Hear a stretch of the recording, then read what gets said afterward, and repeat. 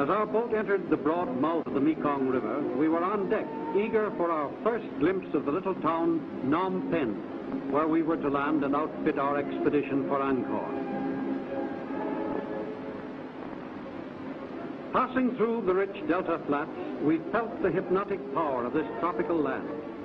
There was something menacing and magnetic in the blue-black jungle crouching on the river banks. The enthusiasm which had filled us since leaving France was offset for an instant by this unknown, mysterious country. Almost immediately, this feeling was relieved by the novel sights around us. Floating villages built on bamboo rafts that rise and fall with the tides and floods. A strange sight indeed, an indolent way to live. The water provides food and also solves the problem of sanitation.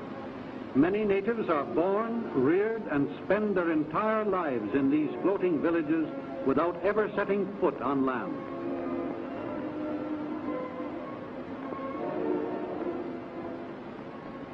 Approaching the harbor of Phnom Penh, capital city of Cambodia, we saw crowds of natives in holiday attire gathered for the annual boat races, a picturesque and colorful scene.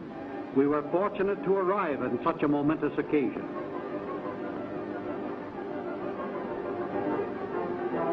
The canoes are 60 feet long and have 40 men to a crew. The coxswain sits in front because the men face front. He beats the stroke for all the world like the captain of an ancient slave galley.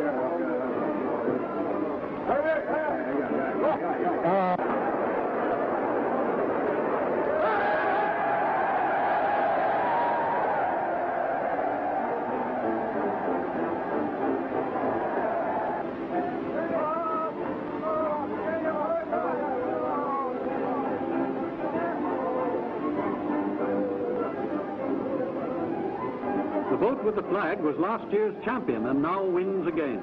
Its crew stand up to the sweeps like gondoliers. The long, barbaric canoes fit perfectly into this tropical setting.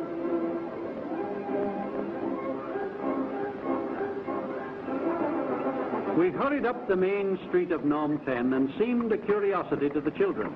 Primitive ox carts and native cabs drawn by ponies were the only methods of transportation. Teeming markets displaying cooked food flanked the streets in a typically Oriental manner.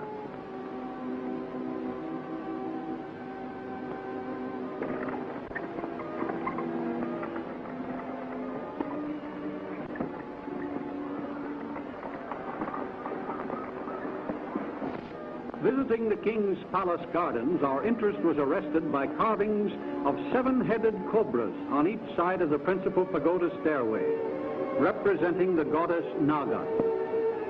Legend has it that Naga herself was a cobra, and when each king took a new bride, Naga assumed the shape of a human virgin, displacing the bride, spending the wedding night with the king, and next morning reassuming her character of cobra.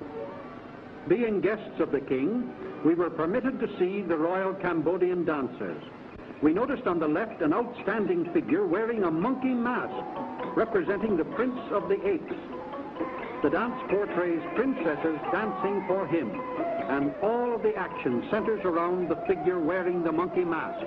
The extraordinary motif astounded us. The unbelievable suggestion of apes wielding power over human beings was unheard of outside of this part of the world and dates back to ancient times.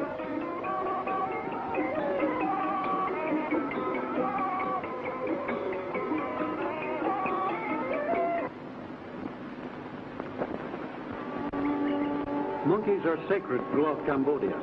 They swarm everywhere, never tied or caged, never killed by man, even given houses of their own, and living like gluttons while poor peasants go hungry. Centuries of protection have bred a race of apes who are fearless of mankind.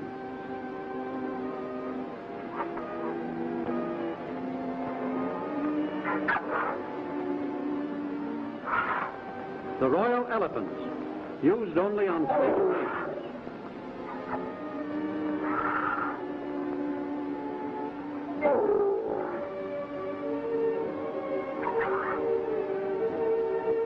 Every day at 2 o'clock, they make their way to the river where they're met by keepers who give them a bath, not only to cool them off, but to soften their hides.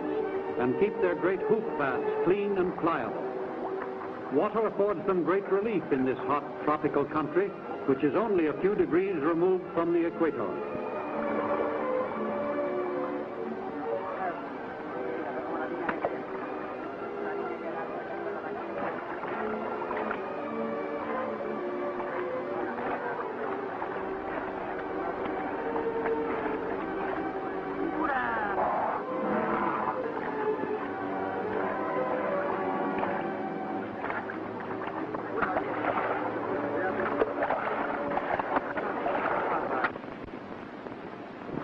A few mornings later, in a steaming jungle fog, we loaded our supplies into ox carts and started for the boat landing.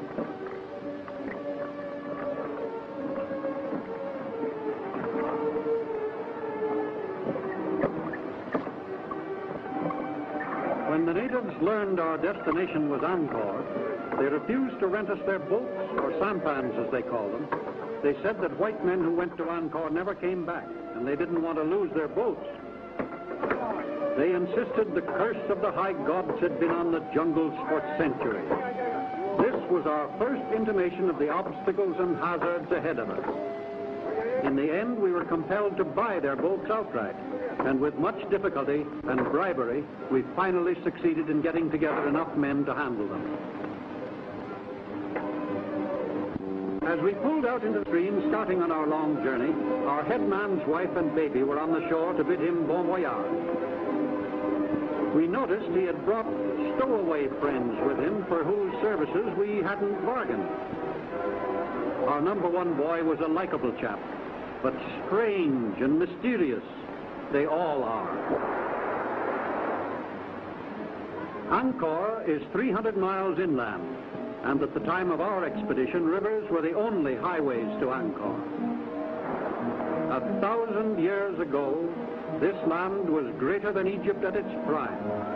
When William the Conqueror swooped down on England, Charlemagne fought the Gauls, Cambodia led the world in culture.